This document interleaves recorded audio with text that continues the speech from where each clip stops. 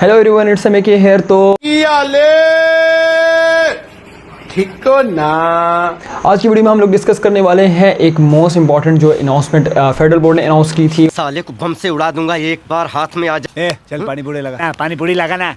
और मैंने वो पोस्ट की थी इंस्टाग्राम पर। तो बहुत से बच्चे जो हैं, या कह सकते हैं 98% बच्चे जो हैं फेडरल बोर्ड के जो थे, उन्होंने काफ़ी ज़्यादा मतलब कि इस चीज़ पर रिएक्ट किया था कि सर आपने किस चीज़ पर हमें डरा दिया है, या इस पर जो है अब हमारा क्या बनेगा। तो अब अगर कि हम लोग देखें कि 9-10 के बच्चे जो कि इस खबर को सुनते साथ ही जो है ना, कह सकते हैं कि एक अब बचने की कोई उम्मीद नहीं। शॉक में चले गए और उनकी कुछ ऐसी हालत थी हमारे पास। ओ भाई मारो मुझे, मारो मुझे, मारो नहीं, ये मजाक हो रहा है। और एफएससी के बच्चे जो है वो तो वैसे खिलाड़ी लोग हैं। उन्होंने जब इस खबर को देखा, क्योंकि उनका तो अभी रिजल्ट भी नहीं आया हुआ। मारो हमको जिंदा मत छोड़ो सालो। हम कोई मंदिर का घंटा है कि कोई भी आके बजा जाता। तो उनके हालात जो थे वो कुछ ऐसे थे हमारे पास। बेसिकली जो है अब आते हैं अपने मेन थीम पर कि जो आप लोगों के ये हालात हैं या जो आप लोगों के ये वाक़यात हैं, ये अगर के देखें तो इसको आप लोगों ने वैसे ही अपने जहन पे सवार किया हुआ है, वैसे ही आप लोग स्ट्रेस में गए हैं। ज़रा देख लेते हैं कि इसके फ़ायदे और नुकसान हमारे पास क्या हैं। बेसिकली आपके पास जो फेडरल बोर्ड के इस स्टेप से मेरे नज़दीक ये है कि आपके पास ये बहुत ज़्यादा एक अच्छा काम हुआ है। सर वीडियो को फुल वॉच करना, बगैर वॉच किए जो तुम लोग जाके नीचे कमेंट कर लेते हो ना, ज़रा पूरा देखो अभी से।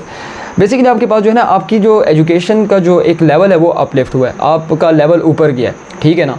तो बेसिकली अगर कि हम लोग देखें यहाँ पर हमारे पास क्या होता है कि आपके जो एजुकेशनल जो मयार है वो बेटर करने के लिए ऐसे स्टेप लेने पड़ते हैं।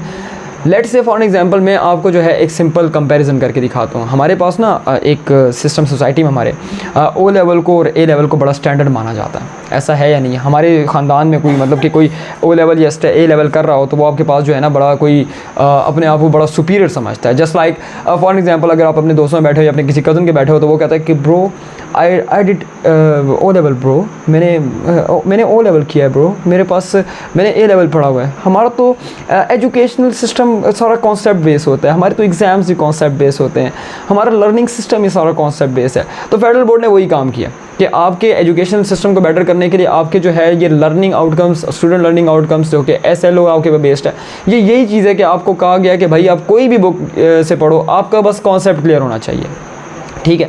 उसके बाद ये लोग क्या कहते थे, इसके बाद कहते थे कि ब्रो हमारा तो बेसिकली हमारे तो जो एग्ज़ाम्स हैं वो तो स्कैन होते हैं हमारे पेपर्स, और वो स्कैन होके चेक होते हैं। तो बेसिकली भाई हमारे भी अब जो है ये देखा जाए तो हमारे ई शीट पर जो एग्ज़ाम है वो भी आपके होंगे, और आपके वो ई शीट पर एग्ज़ाम जो है वो आपके स्कैन होते हैं। तो यही कहानी हमारे पास जो है अगर के कंपैरिजन में देखा जाए। उसके बाद ये कहते हैं कि bro we have international system, हमारे तो इंटरनेशनल सिस्टम है, वर्ल्ड वाइड वी आर मतलब कि फ़ेमस हैं, और हमारा तो एग्ज़ाम वर्ल्ड वाइड होता है। तो भाई हमारा भी वर्ल्ड वाइड अब सिस्टम चल रहा है। अगर के किसी को पता नहीं है तो फेडरल बोर्ड 8 मुल्कों में है, 7-8 मुल्कों में बाहर है। और अगर के फॉरेन कंट्रीज़ में मतलब कि अगर के ये मज़ीद सक्सेसफुल होता है तो ये और कंट्रीज़ में भी स्प्रेड होगा फेडरल बोर्ड का सिस्टम। तो यकीन करो कि अगर के ज़रा पॉजिटिव वे में सोचो तो बेटा बड़े ज़्यादा आपके पास जो है ना इसके फ़ायदे हैं। लेकिन हम लोग क्या करते हैं, हम लोग सिर्फ और सिर्फ नेगेटिव क्रिटिसिज्म जानते हैं, और हम लोगों को सिर्फ नेगेटिव क्रिटिसिज्म का ही पता है। तो आप लोग ज़रा इसको पॉजिटिव वे में लेके चलें। इसके बाद जो है वो लोग कहते थे क्या नाम है कि हमारे bro we have a grade system, grading system. हमारा ग्रेडिंग सिस्टम बड़ा डिफरेंट किस्म का है। हमारे तो ग्रेड्स होते हैं A B C, पता नहीं EFGHIJK, पता नहीं कौन कौन से ग्रेड होते हैं। तो बेटा अभी हमारे भी मतलब कि ग्रेडिंग सिस्टम मतलब कि इंट्रोड्यूस कर रहे हैं, ठीक है ना। तो ये सिस्टम आपके पास जो है मतलब कि एक स्टैंडर्ड इंटरनेशनल लेवल के सिस्टम के साथ मीट करने के लिए। तो कल कलाम को जब आप 5-6 साल बाद जब किसी को कहोगे ना कि मैंने फेडरल बोर्ड से पढ़ा, तो you are also just like a bro, ठीक है, ब्रो की तरह तुम भी होगे। और दूसरे नंबर पर आपके पास जो है एक और इम्पॉर्टेंट बात ये है हमारे पास, इसके साथ साथ अगर कि हम लोग देखें कि हमारा अगर कि कोई बच्चा A लेवल करता है और उसके बाद उसने पाकिस्तान में रहना है और वो उसने MD कैट देना है, तो उसको फिर FSC पढ़ना पड़ता है, और FSC में उसको कॉन्सेप्चुअली पढ़ना पड़ता है, राइट। तो आप अगर के फेडरल बोर्ड से इस तरह से पढ़ते हैं, कॉन्सेप्चुअली पढ़ते हैं, अपनी 9-10 अच्छी करते हैं, उसके बाद फर्स्ट ईयर सेकेंड ईयर अच्छी करते हैं, तो आप किसी भी इंट्रेंस टेस्ट में एग्ज़ाम में बैठेंगे तो आप सवाल ही पैदा नहीं होता कि आप उसमें फ़ेल हो जाएं या आप उसमें सेलेक्ट ना हो। इंशाल्लाह आपके 95% चांसेस होते हैं कि आप दूसरे बोर्ड्स के मुकाबले में और आप ये ब्रो कैटेगरी के मुकाबले में आप आराम से मतलब कि उसको स्कोर कर सकते हैं, आप आराम से मेरिट में आ सकते हैं, हो सकता है इंशाल्लाह आप टॉप भी कर सकते हैं। बट अगर कि कोई बच्चा दूसरे बोर्ड से आता है या किसी रट्टा सिस्टम से आता है तो उसको इधर आके बड़ा ज़ोर लगता है। आपकी ज़िंदगी का मेन मकसद आपका एंट्रेंस एग्ज़ाम्स होते हैं, चाहे वो MD कैट हो, चाहे आपका इंजीनियरिंग एंट्रेंस एग्ज़ाम हो, कहीं का भी हो। बट आपका मकसद ये होता है, राइट। और आपके पास जो है ये क्या नाम है, अगर कि आपने यही क्लियर नहीं किया तो आपकी पिछली एजुकेशनल जितने भी सर्टिफिकेट है उनका फ़ायदा नहीं होता, फिर आप साल ज़ाया करते हैं या वट आपकी कहानी होती है। लेकिन अगर कि कोई बच्चा ए लेवल करके आता है और उसके बाद फिर वो तैयारी करके वो बैठता है, तो उसको MD कैट वगैरह देने के लिए या आपको उसके जो दूसरे एंट्रेंस एग्ज़ाम देने के लिए उसको FSC के कोर्सेज़ पढ़ने पड़ते हैं। तो आपको यहाँ पर बेनिफिट है कि आप एक स्टैंडर्ड वे में पढ़ेंगे, इसके साथ साथ आप जो है एक क्वालिटी एजुकेशन सिस्टम में मतलब कि इसका पार्ट होंगे। दूसरे नंबर पर आपको ये दूसरे लोगों के मुकाबले में एक बेनिफिट होगा कि आपकी एक स्ट्रीम जो है बिल्कुल आपके पास एक कोहेरेंट होगी और आप कह सकते हैं कि आप एक मतलब कि प्रिसाइज वे में जो है मतलब कि आप लोग जो है इसको किसी भी इंट्रेंस एग्ज़ाम को आसानी से क्लियर कर सकते हैं। तो ये इसका जो है सिंपल सा एक फिनोमिनन है। मेरा मकसद A लेवल O लेवल पर तनकीद करना बिल्कुल भी नहीं है। We just want to compare our system, right. So मैंने सिस्टम को कंपेयर किया है और बट अगर के if you want to go abroad or foreign then you must have to go for A levels, right? If you want to go UK, USA, Canada, आप कहीं पे भी जाना चाहते हैं तो आप ठीक है।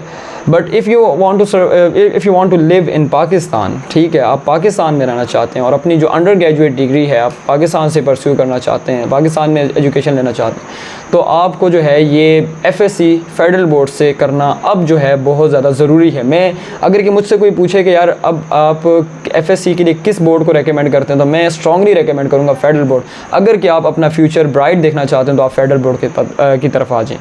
लेकिन अगर कि आप चाहते हैं कि नहीं भाई मेरे मार्क्स आएँ, मार्क्स तो फेडरल बोर्ड में भी आ जाएंगे पढ़ के, वो तो कोई मसला नहीं है। लेकिन क्या है कि हम लोगों के यहाँ पर एक मिथ डेवलप हो गई कि नहीं भाई फेडरल बोर्ड में नंबर नहीं आएंगे। अब क्यों नहीं आएंगे भाई, आप सही लिखेंगे तो किसी का मैं कह सकता हूँ कि कोई रीज़न नहीं है ना कि आपके कोई मार्क्स काट सके। So don't be like a bro because now you are a bro, okay.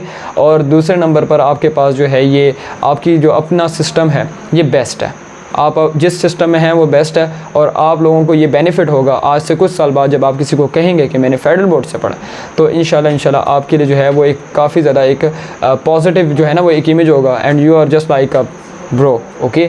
So ये थी आज की कहानी। जो बच्चे परेशान थे कि सर ये जो रिफॉर्म्स आए हैं इसका फ़ायदा क्या है या नुकसान क्या है, या हम अपना बोर्ड चेंज कर लें या मतलब कि हमारे लिए आगे जो है मुश्किल होगी, तो बेटा कोई मुश्किल नहीं है, रिलैक्स रहें, कोई टेंशन नहीं है।